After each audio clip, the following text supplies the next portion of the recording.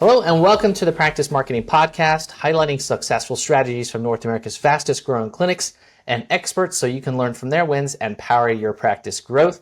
Hi, I'm your host, Neil Trickett, CEO of Practice Promotions, and today's focus, we're going to talk with Steve Anderson and get advice from the CEO of a $75 million PT clinic. And Steve is the former CEO of Therapeutic Associates and built that to a $75 million physical therapy practice with more than 80 outpatient clinics in Washington, Oregon, and Idaho. And Steve was the CEO there for 19 years from 1998 to 2016. And in total worked at Therapeutic Associates for over 37 years. And he's also served as the president of the private practice section of the American Physical Therapy Association for 6 years between 2002 and 2008. So today, Steve's going to share with us his insights on the PT industry and being the CEO of such a large PT practice. So Steve, welcome to the podcast. Thanks, Neil. It's great to be here. Excellent. Great. So Steve, you've had such a rich history here and experience. Could you give us just a brief overview of your journey from being a PT to CEO? Sure.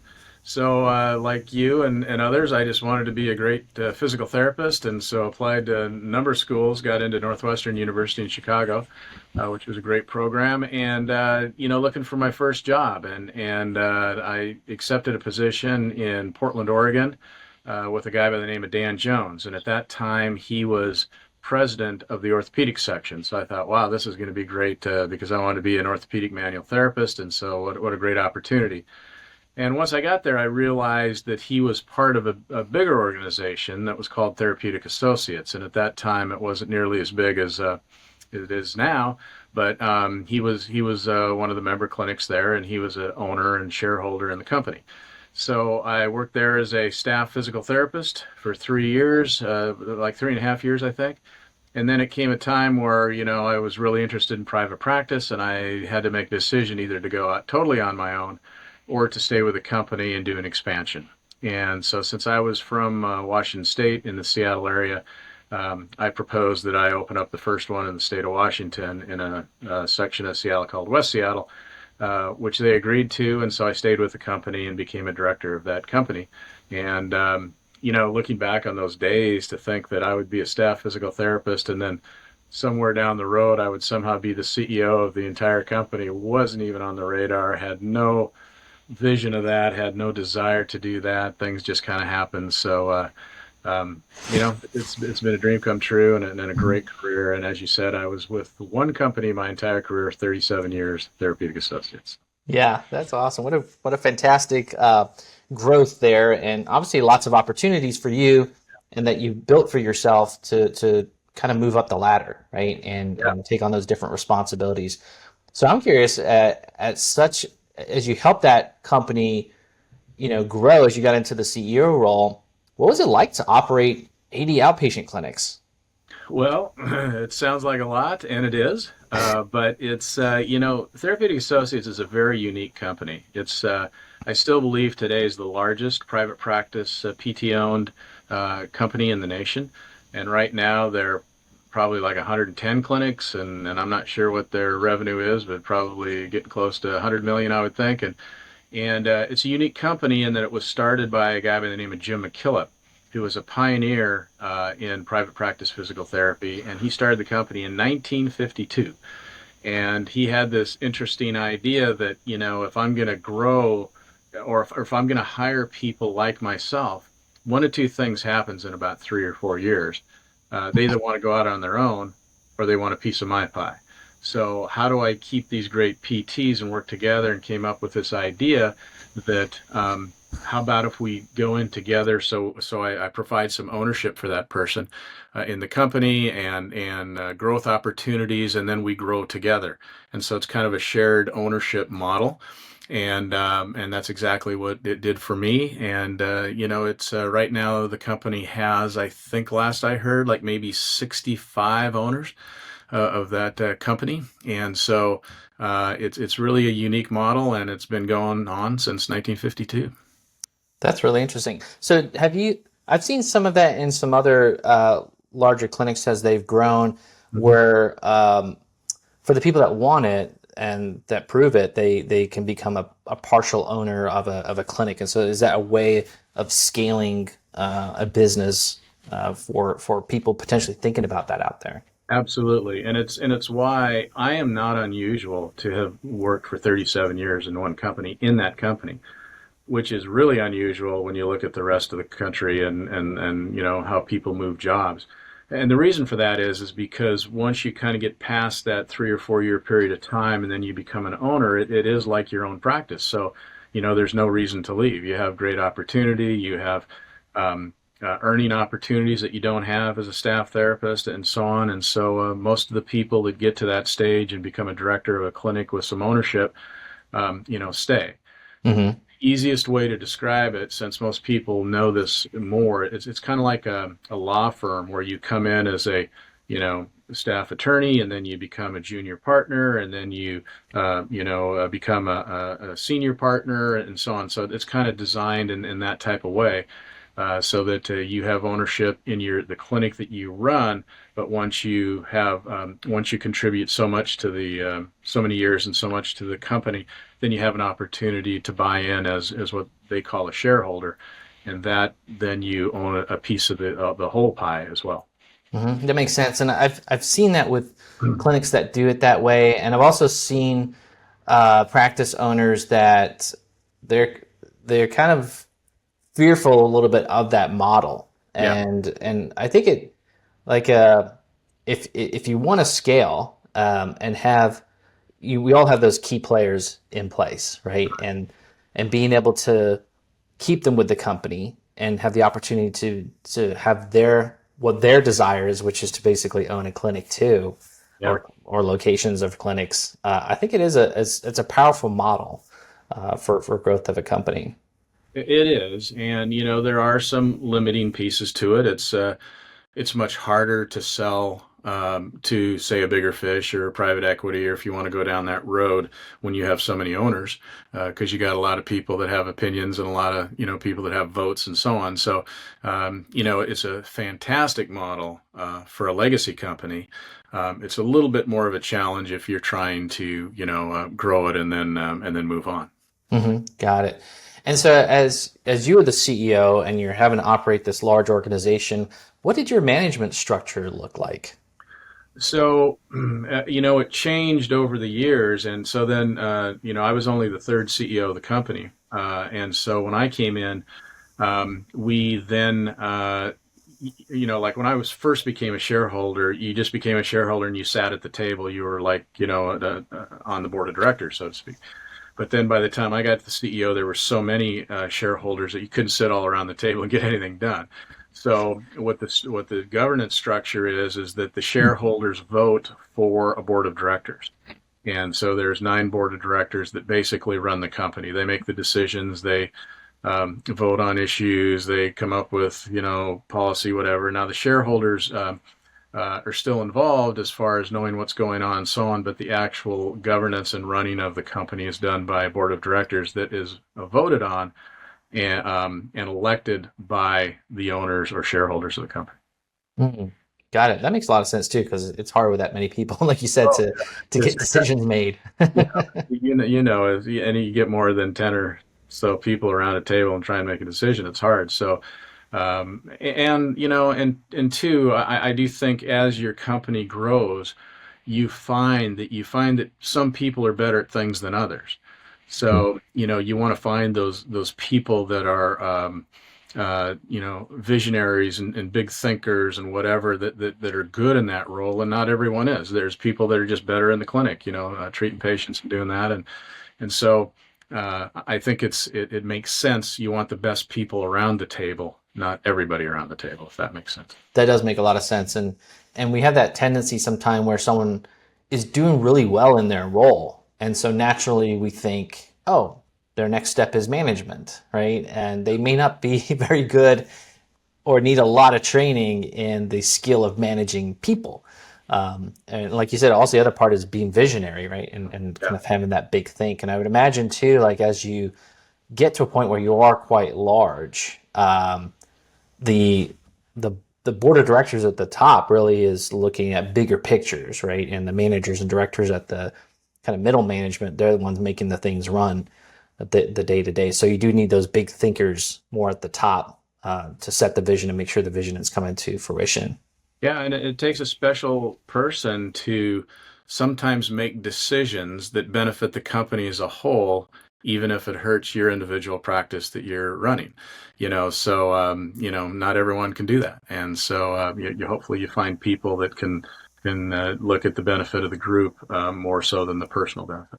Yeah, definitely understand that. And so, as your time as CEO there, what did you find yourself excelling at that impacted the company? What was your strengths?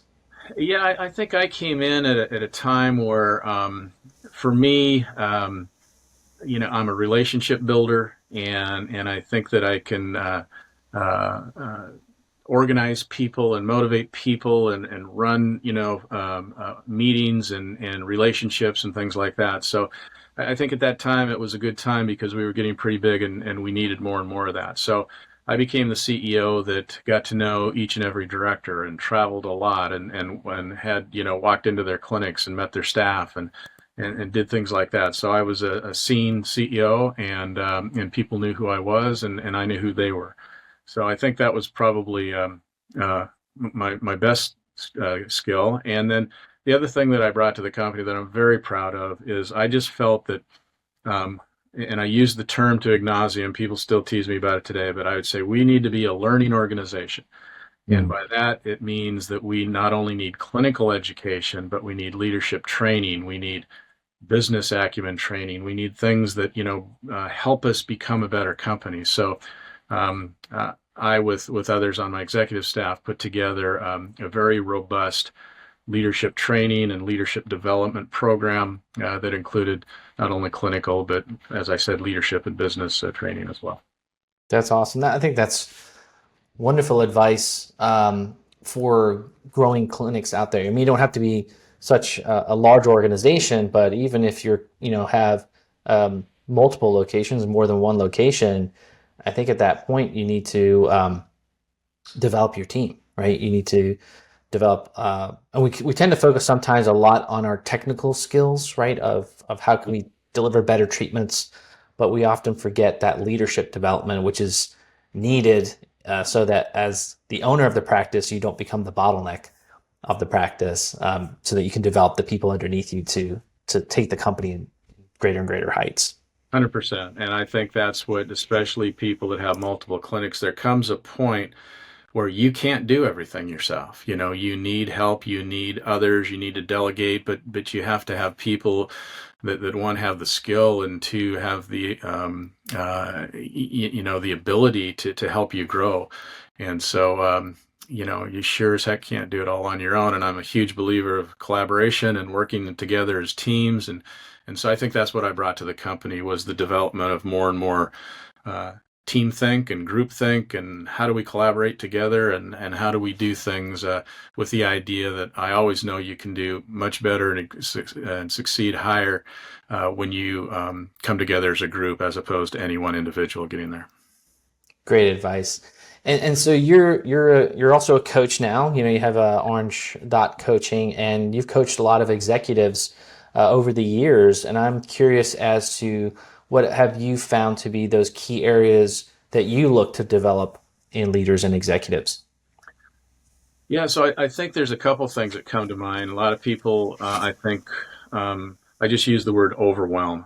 You get to the point where you've got so many things going on and you're being pulled in so many directions. It's just kind of hard to figure out where to go and what to focus on and things like that. And so, the first thing of my coaching is one, become aware of who you are and what your strengths are and what you're good at, and then really get to know your people and what their strengths are. So you got everybody doing what they're good at, and then you need to scale it, to the point where you have others to help. You have eventually an executive staff. You have structure that helps you do that.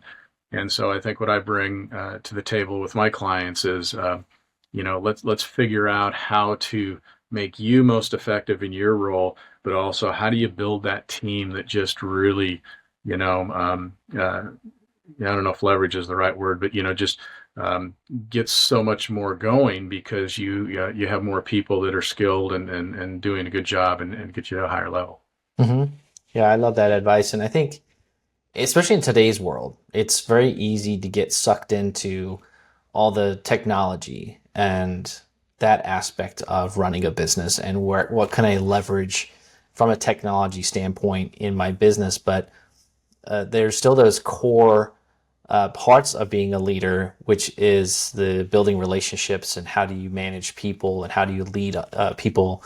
And so I think that's an art, right? That's learned. For sure. And I think that, in my podcast, when I've interviewed, so many different leaders, I do think I do see a common trend that some of the best are ones that discovered that early.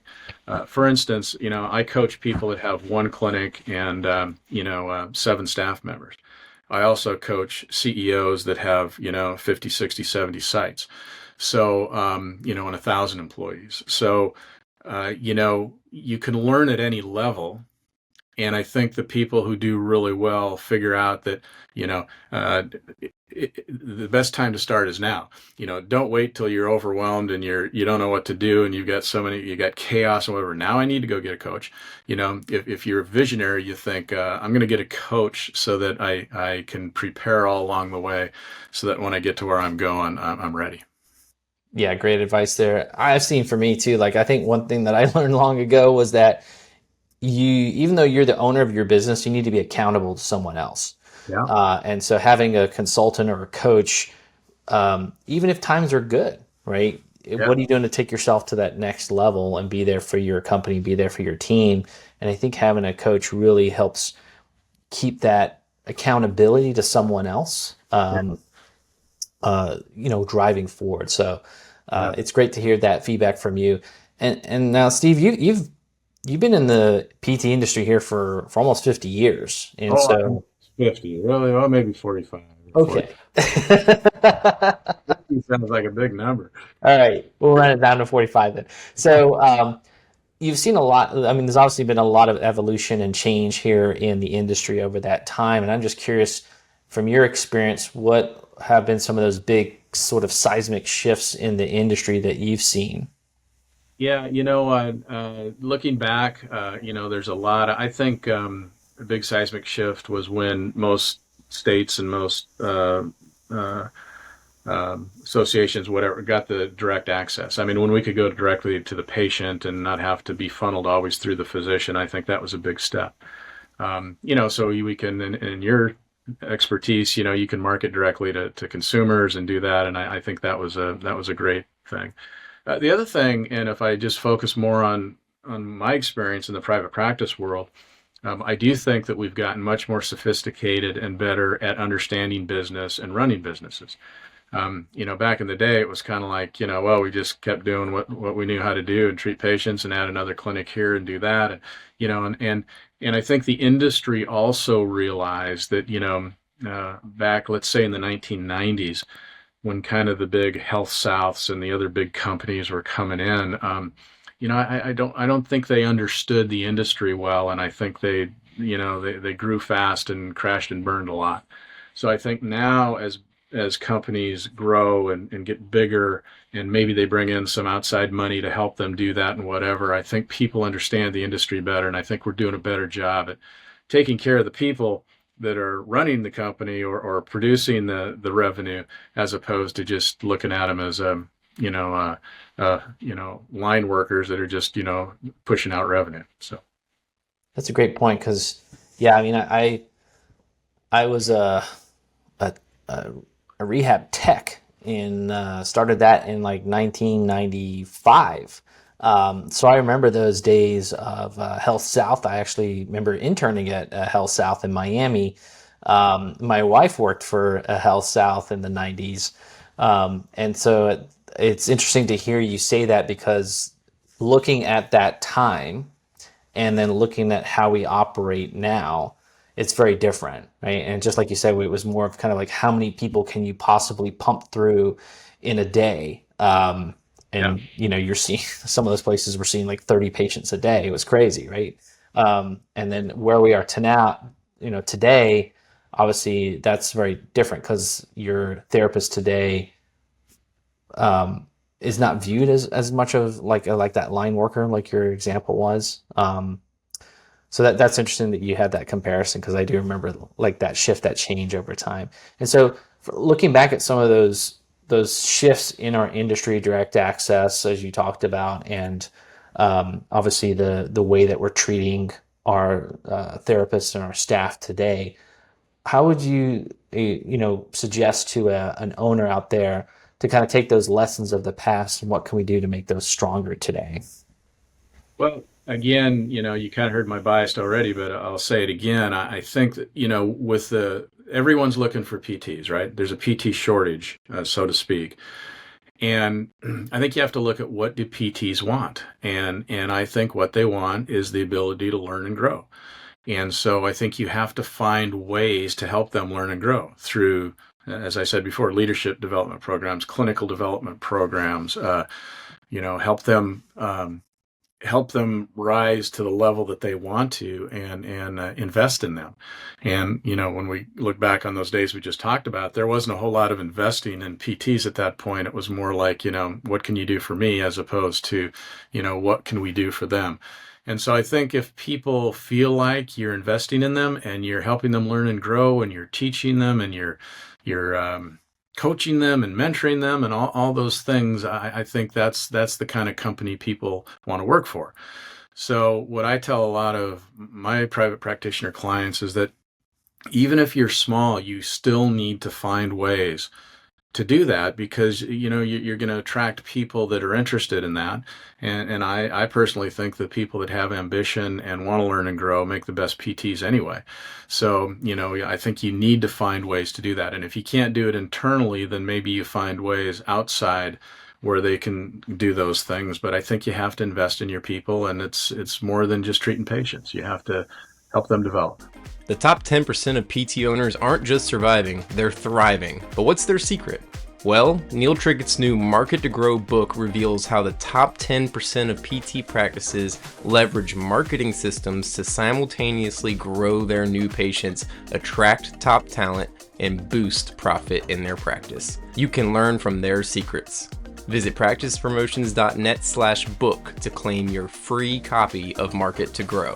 Yes, you heard that right. We are shipping a free copy of Market to Grow to all podcast listeners who want it. Just visit practicepromotions.net/book to claim your free book. And now back to the show. So true. So true. And we help a lot of clinics now with marketing to help with recruiting.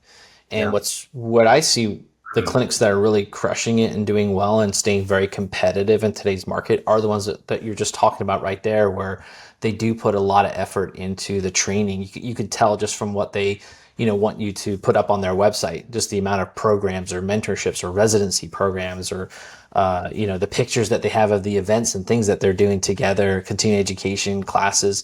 So the ones that are putting a lot of effort into mapping that out, planning that out, showcasing that as programs that they have available, they're growing, right? They have the ability to attract better talent. And you said there is a shortage right now, and it's a fight for talent, and it's a fight for the top talent.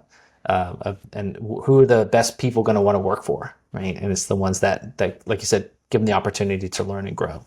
Exactly. I used to, speak to like maybe 5 or 6 or 7 PT schools a year, kind of with a leadership lecture. And one of the things I used to tell them all the time is, just the most important decision you will ever make in this career is where you start your career at. Because if you think about it, if you go to a place where people, just really aren't into it, and they don't really care, and they're not motivated, and they're not continuing to improve their skills, and they're bitching about the job, and they're not getting paid enough and whatever. Compare that to going into a place that, from day one, people say, we're going to help you grow, we're going to help you learn, we're going to mentor you, we're going to coach you, we're going to help you develop these leadership skills and whatever. It doesn't take a rocket scientist to figure out, what situation is probably going to help you the most in developing your career. And the people that look for that are going to be those people that help you grow. The people that are just passive and don't really care, they're not going to help you grow. So you attract people to help you to get to your goals by doing the things that we just talked about. Mm-hmm. Yeah, absolutely. And so as you've seen these changes happen within our industry, um, what would you, and you work with obviously different clinics today and coaching them, what would you say are some of the biggest challenges that we face here as an industry today and into the future? Well, there's always that payment wrestle with third-party payers that everyone focuses on, and people get tired of talking about. But it's a huge issue. So I think you need to be innovative. It just is an example, and this isn't very innovative, but it's just kind of common sense in my opinion. But I've heard people say, I'm trying to hire this physical therapist, and I need a full-time therapist. But they only want to work 3 days a week, and they want to do their side hustle, but I need somebody full-time. And my next question would be, well, are they good? Are they talented? Are they someone that would fit into your culture? And they said, well, yeah, but they only want to work 3 days a week. And I'm going like, well, wouldn't you rather have somebody that worked 3 days a week that was really good for your company, and help them and even encourage them to do their side hustle, than to have somebody come in for 5 days a week that isn't as good and whatever? So I think we just need to be creative, find out ways to bring people in and not be afraid of, I think sometimes people try and want to always, reproduce the past. And I don't think that's effective. I think we need to, what's the future? What can we do? How can we help people do what they want to do and still meet our goals? And I think you have to be a little innovative, and I think you have to be creative, and be willing to change the status quo. Great advice there. Yeah, I've seen that too. Like the newer generation of therapists coming out, they want to do different opportunities. And if I was running a clinic today, still kind of that old school mentality, like, well, you got to come in here. We want to be, having this many patients a day, and you should be working 5 days a week. But there's a lot of people that don't want that like that anymore, right? And they want to have some flexibility within their schedules. So we have to be a little adaptable to it. And then there's also a lot of other functions within the clinic that people might have a native genius towards. So you might have a therapist that's like super bubbly, very outgoing. They could be a great advocate for you on social media. So can you give them a few hours in a week where they could start to help you with some, content within your practice and help you a little bit with your social media promotions? There's all kinds of things that we could be, or others might want to, they kind of tend towards more being educational. They love teaching fellow therapists, and they have, they like going to courses and bringing that back. And they kind of help with some of your mentorship programs or whatever you might be needing to run in your clinic. So I think looking at your talent pool that you have with your staff, and then being able to think outside the box and not just think straight, hey, you're straight on patient care 24/7 with that person. I like that you brought that up. I think that's really a direction that we have to go in the future. Yeah, I agree. Awesome. And so, you mentioned the reimbursement challenges that we know of today, right? And there's also, shortages of staff. There's a lot of pressure, right? And that's changed, and gone are the days of the reimbursement of $20 for a hot pack that we remember back from the 90s, right? Yeah. But so there can be a lot of like outside pressures and doom and gloom that's happening in the industry, but we're seeing clinics that are thriving and even growing. And so, what would you think that they're doing correct? What are they doing right? Well, and again, I'm aware of my experience and biases. So having said that, I think if you're going to have a standalone private practice clinic, just one office and just, small, that's okay. But you have to be realistic in what your expectations are for that. And so if you just want a place to treat patients, and you're okay with it being small, and you're okay with it not having as many resources and whatever, that's perfectly fine. But I do think that where I come from is that when you're in a larger organization, and you can do that with it being your company, or you can be part of a network, or you can, do other things. But when you get bigger, then you have the resources and the numbers to do some of these things that we just talked about. So I guess my advice would be just be very clear on why are you going into private practice, or why do you want to go this route? And if it's just to have your small clinic in the neighborhood and just do your thing, and have realistic expectations for that. But if you want to grow it and build a business, then I think you have to look at doing things collaboratively. And again, there's different ways to do that. I mean, here in the Pacific Northwest, we were early on having a very robust networks. And so we didn't own all the clinics, but we helped run the network. So therefore, the network could go to the payer and negotiate some fees as a bigger entity as opposed to one standalone clinic. I mean, let's be honest, if you own one small clinic, you're probably not going to go to one of the big, huge insurance companies and get to the person who you really need to talk about. And they're not going to be willing to deal with one person. But if you have numbers, then you can do more of that. So those are the kind of things that I think working together, collaborative. You asked me another thing, what has been some big changes. And I would say back in the 80s and probably early 90s, private practitioners were very competitive with each other. Like, oh, you're in my turf and I'm not going to share anything with you because you're going to steal my secrets. And I just, and it's so anti who I am. I was like going around trying to get everybody to, come to the party. And so now I think there's more of an understanding that if we do things together and be collaborative in what we can do, I think we can accomplish more. I think that's been another big change that I'm happy to see. Yeah, I agree. I think that has improved. It's still there. Some clinics are, they have that mentality like, oh, I've got my competitor down the street. But the reality is that I think we've, seen there's so many people out there that could use our help that just don't even know about us, right? Or know about the profession. And if all those people actually did choose us, we couldn't service everybody, right? Yeah. Yeah. So there is tons of opportunity out there. And I love what you said, like really coming together as in numbers. I've seen more of that happen. For example, like my dentist joined still individual, but joined part of a network where they have buying power against insurances. I think there's a lot of that we still haven't tapped into as a profession that we could, to have that buying power against negotiations with insurance companies. I also know quite a lot of physicians do that now. So I think that's a good thing for the future if we can keep coming together more in that regards. So you've coached again a lot of different people here, and so what would you say is your number one piece of advice for a CEO of a physical therapy organization?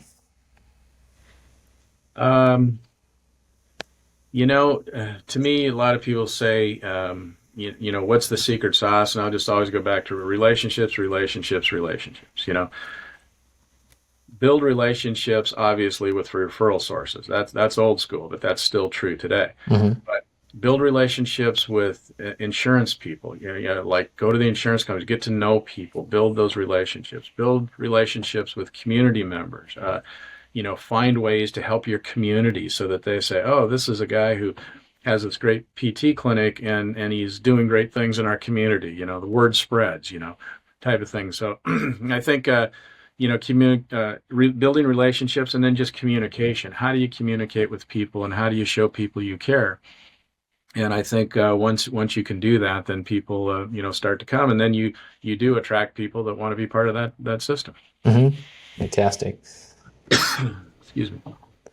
Now, as you were a CEO, I'm curious, is there any one moment or decision that you made or direction that you made that you were the most proud of?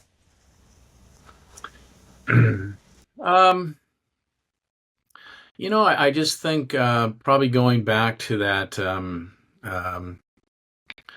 leadership development piece where you bring people along and you see people that a lot of times people would say, for instance, like our company, people would say, well, what are you trying to do? Like take over the world? Are you trying to, take me out of business or whatever? And I actually got asked that question in front of about 200 PTs once at a meeting. Somebody challenged me on it.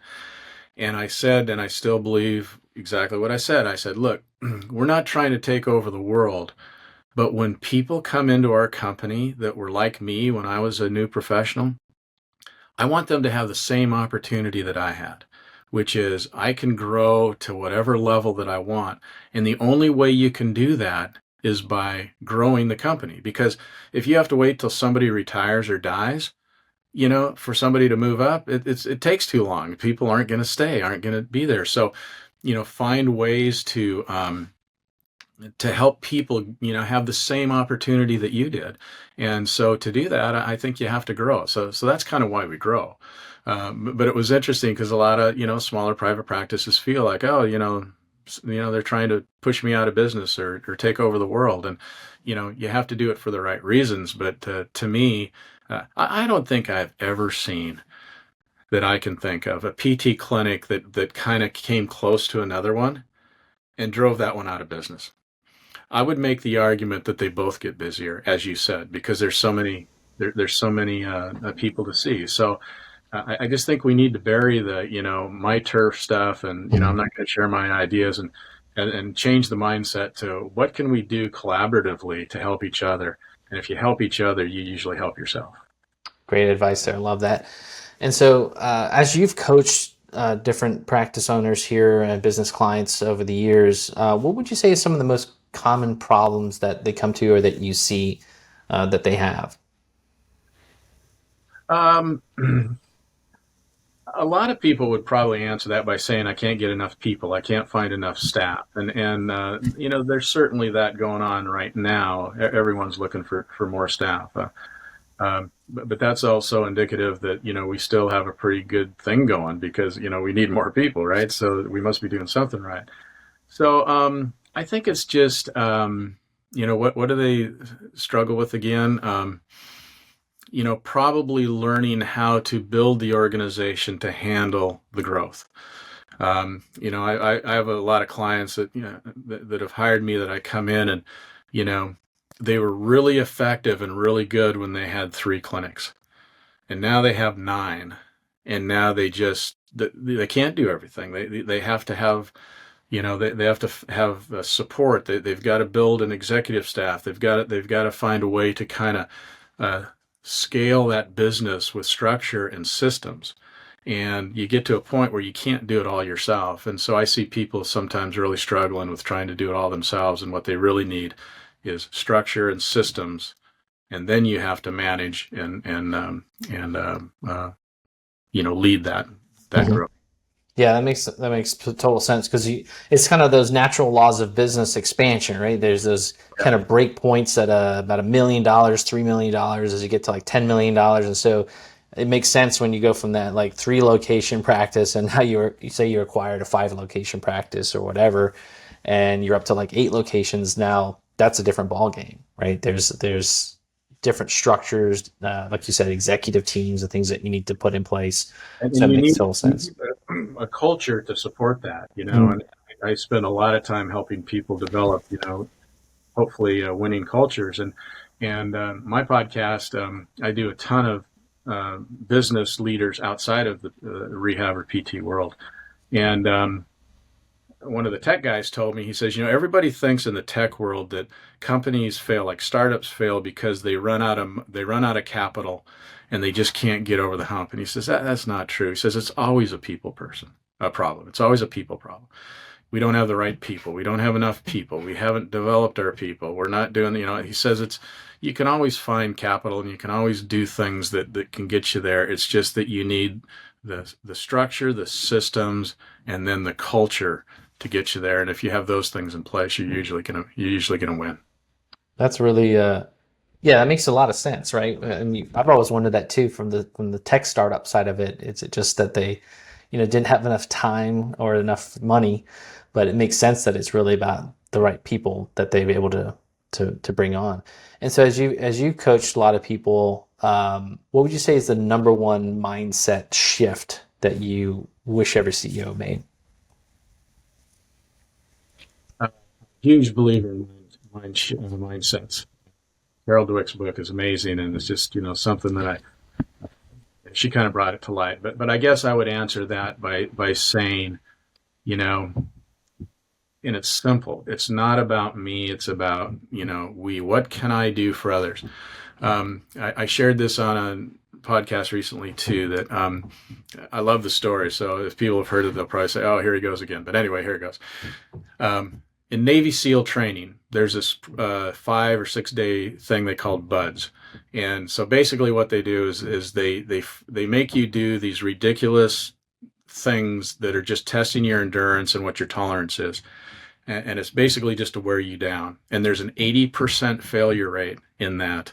And then the guys that get through it are the guys that become Navy SEALs. And I was talking to a Navy SEAL who then became a Navy SEAL trainer. And he said you can always tell when a guy's going to make it is when he makes the mental click to stop worrying about his own suffering and start helping one of the other people next to him with their suffering. And so there's a mind shift, is stop worrying about you and what I can do, but your whole focus is on what I can do for others and how I can help them and how we as a team can do together. When you make that kind of a mind shift, then I think the sky's the limit, because that changes everything. That's awesome advice. Yeah, and if the Navy SEALs can do it, then as a CEO of your practice, you can definitely do that too. So Steve, you've given us such great advice here today, and it was awesome to be able to pick your brain from someone who's been at such a high leadership level. Now, I know that you have a really fantastic podcast out there. Can you tell us a little bit more about that? Sure. It's called Profiles in Leadership. I've been doing it for 8 years now. I've done over 250 interviews, I think, to date. And as I said, I do probably, maybe 40% or 35 to 40% in the PT world, because I know a lot of people in that world. But then I do a ton of outside business people, leadership people in different industries. And I think we can learn a lot from that. I love to hear the PT stories and all that, but I think we learn a lot when we listen to people outside of our little niche as well. So, so I'm releasing, at least one a week, sometimes even more than 1 week. And I just think they're hour interviews, and it's so fun for me. It's my passion thing. It's just something that I love to do. And so tune in and see what you think. I think you'll get some good stuff out of it. Awesome. So that's Profiles in Leadership with Steve Anderson, and that's on like Spotify and Apple Podcasts and stuff like that. It's also on YouTube. So I think on YouTube, if you just search Profiles in Leadership with Steve Anderson, it'll come up. Awesome. And then also, if you are a CEO of a practice out there and you're looking for some guidance from experts, I think it's orange.coaching. Yeah, it's called orange.coaching. And if you're interested in the story behind the name, as you see, I'm in my wine cellar here. And so when my adult children became of drinking age, they would like to enjoy wine with mom and dad as well. And so one time, my oldest daughter was here with some of her friends, and she said, "Is it all right if we grab a bottle of wine to share with my friends?" I said, "Of course." And so then when I came back and I saw what wine she picked, I thought, "Oh man, that was a really nice bottle of wine." So from then on, we put little orange dots on the bottles that indicated that you had to check with dad before you drink that bottle. And so we called it Orange Dot Wines. And so when we're trying to come up with the name, I said, well, developing leaders is kind of like a good bottle of wine. It takes time, it takes development, it takes skill. And so we're going to have Orange Dot Leaders. So that's kind of where it came from. So Orange Dot Coaching. And I don't work with just CEOs. I work with people that are at the executive level that, are getting ready or preparing in the future to be a CEO or something like that. Mm-hmm. So I work one-on-one with people, and really enjoy that as well. Awesome. Thank you so much, Steve. And again, thank you for being on the podcast here. It's been a pleasure. To all our listeners out there, don't forget to subscribe to our podcast and also to our YouTube channel, where we have tons of advice for you on there. And don't forget to check out practicepromotions.net with tons of useful marketing tips and advice, check sheets, all kinds of great downloads for you on that. And our new market2grow.net, which is the numeral number 2 with market2grow.net, where you can get our free book and marketing kit sent out to you. So again, Steve, thanks for being on the podcast with us. And to all our listeners out there, wishing you much success in your practice.